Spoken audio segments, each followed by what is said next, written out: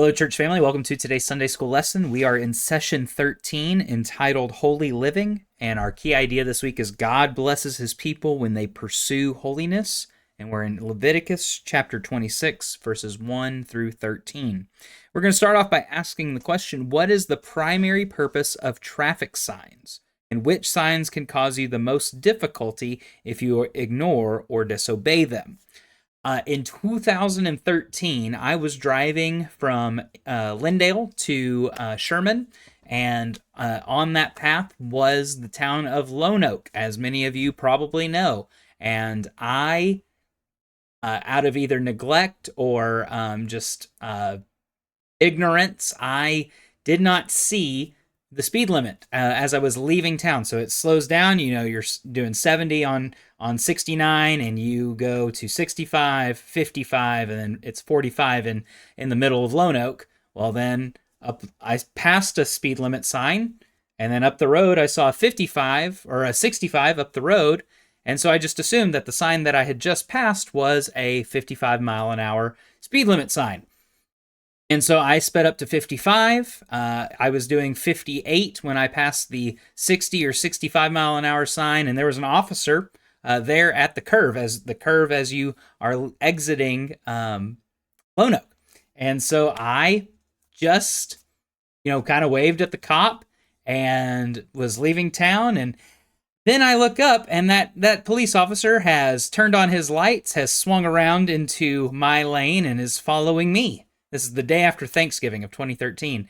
And so I go, well, okay. And I pull over, and he comes up to me and says, good afternoon. I am so-and-so with the Lone Oak City Police Department. And do you know why I pulled you over today? And I said, I guess I was speeding. I truly had no idea that I was speeding, but I had gone through a 45 at 58 miles an hour. Was 45 again, and I missed that, and I did not realize that I had missed the correct speed limit, and so I ended up doing 13 over, and it was a hefty ticket. But road signs are there for a reason, and if we don't follow them, it can cause problems for us. So that was my very first speeding ticket I ever received. I've received 3 in my life. That was the first one. But we think of them, road signs, right after we see the red and blue lights flashing behind us. We probably don't pay as much attention to them as we ought to until then. But these road signs in America, they were really starting to be invented in the 1920s when representatives from Wisconsin, Indiana, and Minnesota developed the first uniform road sign. So places had signs everywhere. You had exit signs, and you had signs giving directions. Signs have existed for millennia, for thousands of years. But they actually made a uniform standard. These 3 states, representatives from these 3 states, made a standard for round signs, meaning railroad crossing, octagons, meaning stop, diamonds, meaning curve ahead, yada, yada, yada, so on and so forth. Today, we have road signs everywhere, and the shape, the color, the size, those are all standardized by either the U.S. Department of Transportation or the state transportation departments, but they are a constant reminder of what we should and should not do while driving. Well, today in our lesson, we're going to be looking at the tail end of some guidelines and some rules that God is giving to his people, to the Israelites. And so this actually covers, we're spanning several chapters here since last week. We're going from chapter 16 to chapter 26. It's 10 chapters that we pass. Well, chapters 17 through 24 emphasize how God's people were to live holy lives. Those chapters focus on several facets of Hebrew life, giving a lot of rules and laws about food and contamination and proper marital relations and giving the right sacrifices and honoring the Sabbath. Lots of little details on how to live a holy life. Now, in chapter 26, we're going to be seeing the final call to the Israelites. I don't know where we are in the book of or Leviticus as far as it goes with um, how many chapters there are, because I don't actually know off the top of my head. Leviticus. There are 27 chapters. It seems like. I will get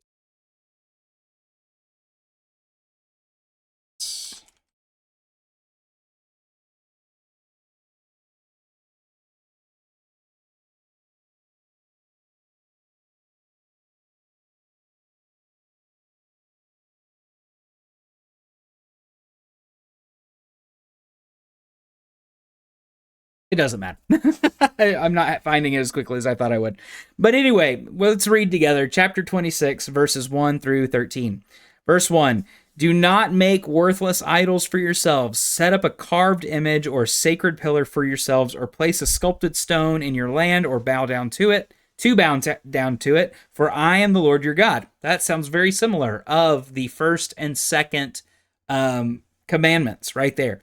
Keep my Sabbaths and revere my sanctuary, for I am the Lord. If you follow my statutes and faithfully observe my commands, I will give you rain at the right time, and the land will yield its produce, and the trees of the field will bear their fruit. Verse 5, your threshing will continue until grape harvest, and the grape harvest will continue until sowing time, and you will have plenty of food to eat and live securely in your land. I will give peace to the land, and you will lie down with nothing to frighten you. I will remove dangerous animals from the land, and no sword will pass through your land. You will pursue your enemies, and they will fall before you by the sword. 5 of you will pursue 100, and 100 of you will pursue 10,000. Your enemies will fall before you by the sword. I will turn to you, make you fruitful, and multiply you, and confirm my covenant with you. You will eat the old grain of the previous year, and will clear out the old to make room for the new. I will place my residence among you, and I will not reject you. I will walk among you and be your God, and you will be my people. I am the Lord your God, who brought you out of the land of Egypt, so that you would no longer be their slaves. I broke the bars of your yoke and enabled you to live in freedom. So God is going on what is the whole purpose of his people for him and what his purpose is for them. And so he gives some guidelines and some rules and some laws. First off, being faithful, faithfulness. This is verses 1 and 2. Do not make worthless idols for yourselves. So this word that is translated into worthless idols, this emphasizes insufficiency and futility. Idols are synonymous with empty, worthless worship. It's worthlessness. So don't set up worthless idols for yourself. Set up a carved image or sacred pillar for yourselves, or place a sculpted stone in your land to bow down to it, for I am the Lord your God. The Lord has already shown his goodness and how much he is worth it to follow, to worship, to be devoted to, because he has provided for them freedom from Egypt. He's provided for them manna in the desert, in the wilderness. He's provided for them quail that they were able to eat and keep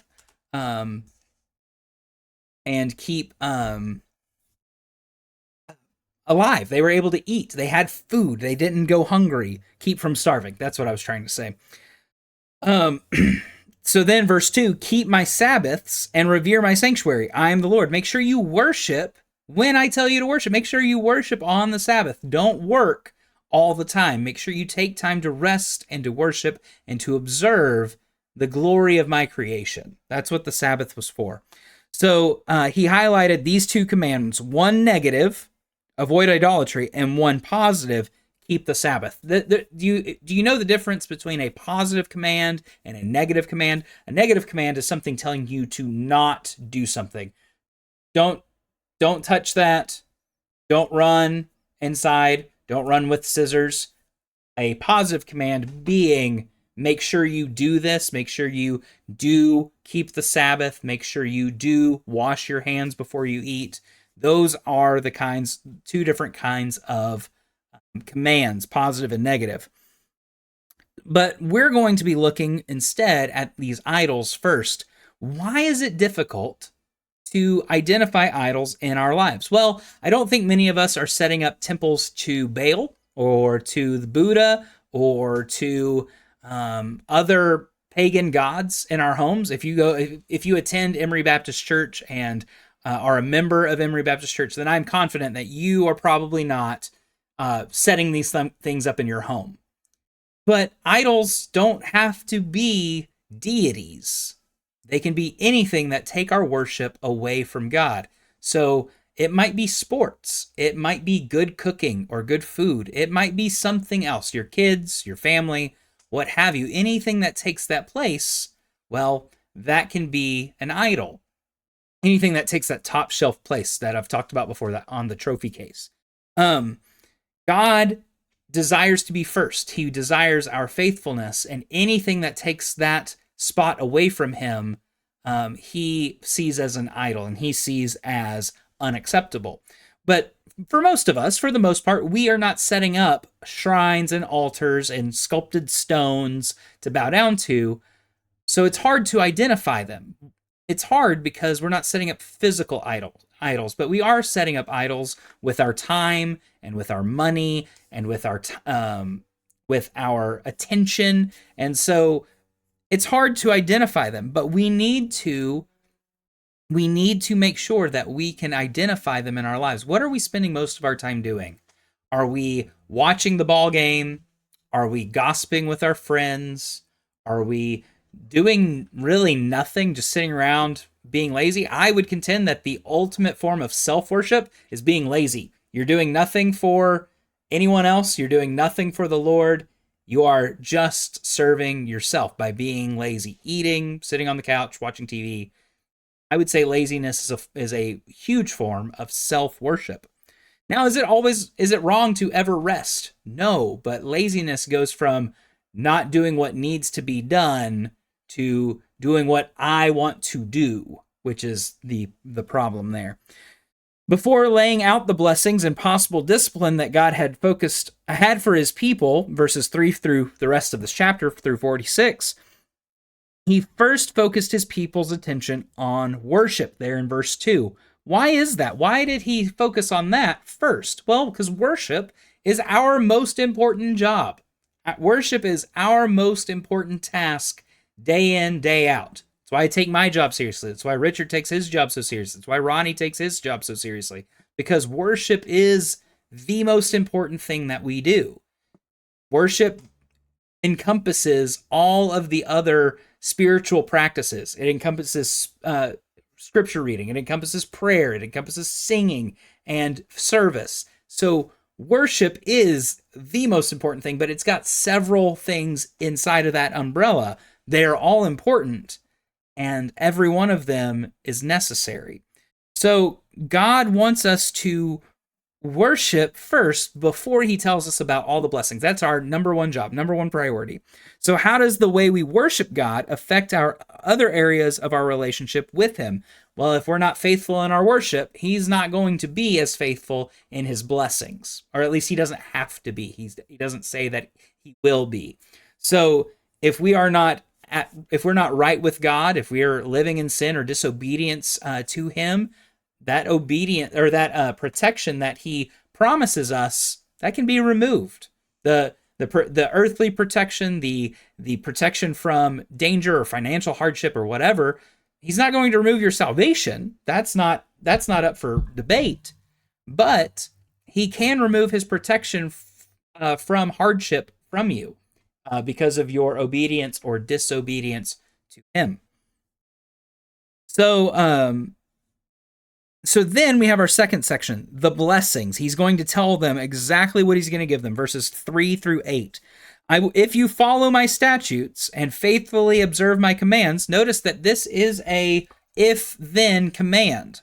If you do this, if you are obedient, then I will give you blessings. It's not I'm going to give you blessings unconditionally. No, the love is unconditional. The blessings are not. That is, I think a lot of people get that skewed a little bit in their brain. Well, if God loves unconditionally, why am I not being blessed in my sin? Because he loves me regardless of my sin, right? No, he does love you regardless, but that does not mean he's going to bless you because of your sin. So, verse 3, if you follow my statutes and faithfully observe my commands, I will give you rain at the right time. I will provide for you the way that you are going to get nourishment through the ground and through the crops. And the land will yield its produce, and the trees of the field will bear their fruit. Your threshing will continue until the grape harvest. So you're going to be harvesting wheat until it's time to harvest the grain or the grapes. And the grape harvest will continue until sowing time, until it's time to plant again. He's going to make sure that it takes you all year, and you're going to be provided for all year, and you will have plenty of food to eat and live securely in your land. I will give peace to the land, and you will lie down with nothing to frighten you. I will remove dangerous animals from the land, and no sword will pass through your land. You will pursue your enemies, and they will fall before you by the sword. 5 of you will pursue 100, and 100 of you will pursue 10,000. Your enemies will fall before you by the sword. So he tells them that they're going to have everything they need all year long. So they're going to be threshing enough wheat that it's going to take them until it's time to harvest the grapes. Now, I know nothing about Middle Eastern agriculture, but I don't think wheat and grapes are harvested at the same time. I think they're actually harvested at separate times of the year. And so they're going to have so much wheat so often that they're going to be threshing the wheat, separating the wheat from the chaff all the way until it's time to harvest the grapes. And then they're going to harvest the grapes until it's the next spring and it's time to plant the wheat again, until it's time to sow seeds for the wheat again. And you will have plenty of food and eat and live securely in your land. And then he's also going to give peace to land. There's not going to be wars or fighting. He's going to let them live peacefully. But then if there are enemies that come to them, he's going to say that they can take on a force 20 to 1. They're going to be 5 to 100. That's a 20 to 1 ratio. And then he says, I'm also going to let you take on 100 to 1. 10,000 versus 100. That's a 100 to 1 ratio. And so he's going to make sure that they are taken care of and protected. He's going to be on their side. So how do we ensure that we are worshiping God for who he is instead of just seeking his blessings? Well, God deserves worship for his character, first and foremost. And honestly, he deserves it for just that. Obviously, he deserves it for what he has done for us as well. This is what we learned in Kids Praise, that we worship God for 2 reasons: for who he is and what he has done. One is, God, you are holy, and for that alone, you deserve worship. But God, you have also been good to us, and for that, we also worship you. So instead of focusing on, the reason we focus on his holiness first, that's why when we worship at Emory Baptist Church, most of our opening songs speak to the glory and the adoration of our Lord for no other reason but who he is. That's why we sing things like, holy, holy, holy, great is thy faithfulness. How great thou art. We sing these because these are songs about just the glory of the Lord. Blessed be the name of the Lord, not for what he has done, but for who he is. We sing these every week. We worship him for that. And then usually the second song, or maybe part of the first song, speaks to what God has done for us. So if you look at the song 10,000 Reasons, which is a song we sing as either one of the first 2 songs, it speaks to who God is, and then what he's done for us, and then what we look forward to. There's not much gospel in 10,000 Reasons. There's not the death of Christ and burial of Christ and resurrection of Christ, but there is a lot of the character of God in 10,000 Reasons, which is why I place it where I do in the worship service when we sing that song. These are important things to think about. God desires organization in our worship, and I try to do my best to make sure that our worship is well organized in the way that conveys the gospel, but also makes sure that we're worshiping God for every facet of who he is and what he has done for us. And then our third section, fellowship. This is how he's going to not just provide, but how he's going to be the God of his people and what he's going to do for them. Excuse me, I need a drink of water. I will walk among you and be your God, and you will be my people. I am the Lord your God who brought you out of the land of Egypt so that you would no longer be their slaves. I broke the bars of your yoke and enabled you to live in freedom. I think I skipped some verses. Let's read from verse 9 to verse 13 again. I will turn to you, make you fruitful, and multiply you, and confirm my covenant with you. You will eat the old grain of the previous year, and you will clear out the old to make room for the new. I will place my residence among you, and will not reject you. I will walk among you, and be your God, and you will be my people. I skipped 3 verses. I'm sorry. And you will be my people. I am the Lord your God, who brought you out of the land of Egypt, so that you would no longer be their slaves. I broke the bars of your yoke and enabled you to live in freedom. So, first, there in verse 9, he says he's going to multiply them. He's going to let the nation of Israel continue to grow. It's not going to be stuck at the number and the population that they have now. Families would grow. Israel would continue to become a great nation according to the Abrahamic covenant. And then verse 10, you will eat the old grain of the previous year and will clear out the old to make room for the new. I'm going to give you so much grain that you can't even, as a nation, eat it all in a year. So you're going to store it up. You're going to build a silo. You're going to store it up. And then you're going to be able to eat last year's grain that you stored, whether it be through fermentation or just dry storage, what have you. It's going to be good for another year. And you're going to have a surplus so that you can eat that next year. And then you're going to store up, you're going to eat all that, and then you'll store up any extra you have from this year. This is the same idea that we have about the age of money. If you've budgeted, if you're familiar with the idea of the age of your money, it means that you are budgeting correctly so that you have enough money in the bank, be a good steward with, not for greedy purposes, but you have enough money in the bank that you're paying this month's bills with last month's money, or even older, 2 months ago or 3 months ago. This is one thing that our Mine and Grace's budget app shows us. It shows us the age of our money. It can take track of dollars and cents as when they came in and when they're leaving, and it tracks those deposits and